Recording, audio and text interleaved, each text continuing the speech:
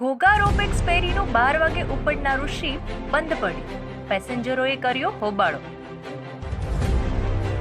Ghogha Hazira ro-pax ફેરી ફરી એકવાર technical કારણોસર બંધ થતા બપોરે 12 વાગે ઘોઘાથી ઉપડનારું શિપ હજી પણ ઘોઘા જેટી પર બંધ હાલતમાં પડ્યું છે.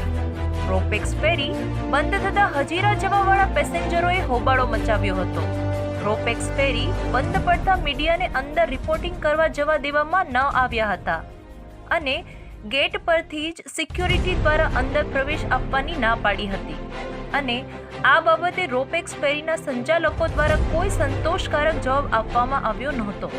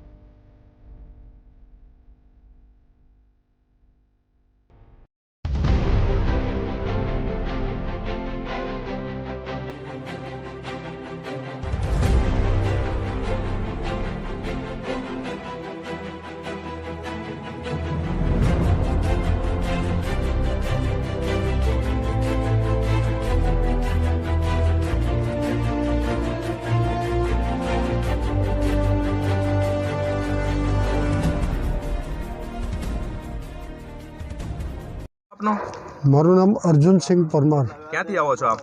હું ગામ વર્તેજથી આવું છું. અને આજ કેટલા સમયે ઘોઘા રોપેક્સ ફેરી આવેલા હતા?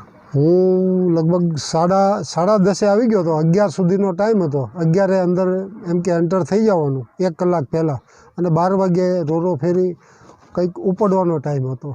તો હાલમાં કેટલા વાગ્યા છે અને રોરો ફેરી સર્વિસમાં શું ફોલ્ટ આવેલો છે એમ કહેવામાં આવ્યું છે? હવે ફોલ્ટનું તો કંઈ કહેતા જ નથી. બધા જગ્યા છોડી ગયા છે. જૂનું ખખડજત જહાજ ક્યાંકથી લાવીને મૂક્યું છે. અમને બીક લાગતી હતી કે આમાં ન જાય તો સારું.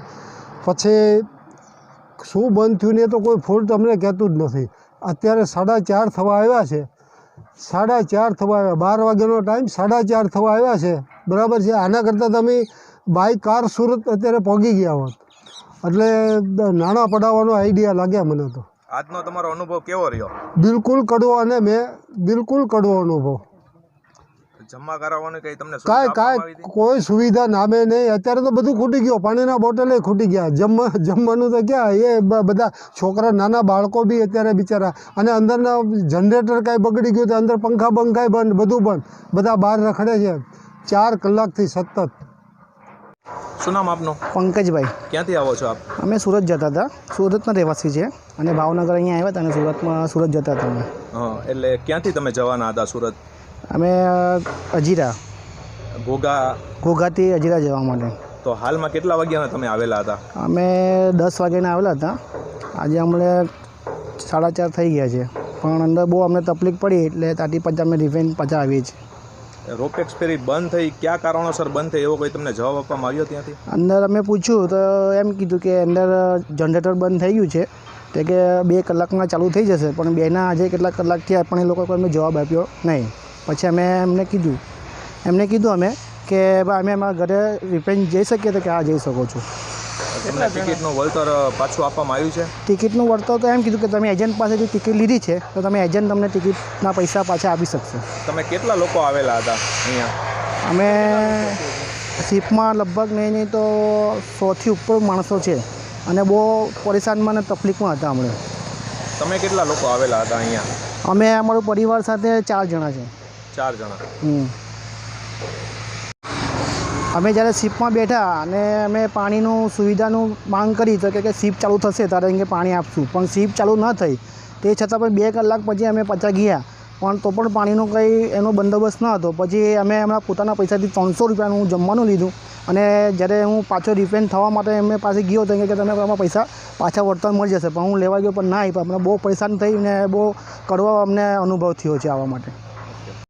મારું નામ સતીશભાઈ માંડાણી છે. હું ભાવનગરથી રોરો ફેરીમાં સુરત જવા માટે નીકળ્યો હતો. 10:30 મને 11 વાગ્યાનો ટાઈમ આપ્યો હતો. 11 વાગ્યે પહોંચી જજો, એટલે હું 11 વાગ્યે અહીંયા પહોંચી ગયો તો એને એમ કીધું 1 કલાક પછી આવશે. 12 વાગે 12 વાગ્યાનો ઉપડવાનો ટાઈમ હતો. 1:30 વાગે અહીંયા રોરો ફેરી આવી. પછી અમને અંદર 2:15 અંદર લઈ ગયા. પછી 2:15 અંદર લઈ ગયા કે અમને તો અડધી કલાકમાં ઉપડશે. પછી ત્યાં લોકો ઉપડવાનો કોઈ ચાન્સ હતો નહીં, કારણ કે ત્યાં ખરાબ થઈ ગઈ છે. રોરો ફેરી ખરાબ થઈ ગઈ, ઉપડવાનો કોઈ ચાન્સ છે નહીં. માણસો ત્યાં ખાધા પીધા વગરના ખૂબ હેરાન થાય છે. નાના છોકરા, મોટા વડીલો અને બધા પેસેન્જરો ખૂબ પરેશાન થયા છે અને બધાને અત્યારે રિટર્ન પાછા મોકલ્યા છે. અત્યારે ઘડિયાળમાં 5:30 પોણા 6 થયા છે, પોણા 6. અને ત્યાંથી એવું કહેવામાં આવ્યું 2 દિવસ લગી રોરો ફેરી ઉપડવાના કોઈ ચાન્સીસ નથી અને ઓનલાઈન બુકિંગ બંધ કરી દીધું છે, તમારું રિફંડ પાછું મળી જશે એમ. પણ મને એવું નથી લાગતું કે રિફંડ પાછું મળશે. એકદમ ત્યાં કોઈ ખાવા પીવાની પાણીની સુવિધા અત્યારે છે નહીં. એટલે મેં એવું કીધું, રજૂઆત કરી. હું કહું મંત્રીઓ એ બધા લોકો આવે છે તો એના માટે બધી વ્યવસ્થા છે, તો આ બધા પેસેન્જરોને શું એમ. ત્યારે કેન્ટીન ખુલ્લું મૂક્યું, 2 મિનિટમાં કેન્ટીનમાં પાણી બધું ખલાસ થઈ ગયું. આજનો તમારો અનુભવ કેવો રહ્યો? બહુ એટલે બહુ ખરાબ. મારે તો અર્જન્ટ સુરત જવાનું છે, થવાનું હતું, એટલા માટે મારે તો જવું પડે એમ હતું, પણ આ લોકોએ અટવાડી દીધું બધું કામકાજ. અને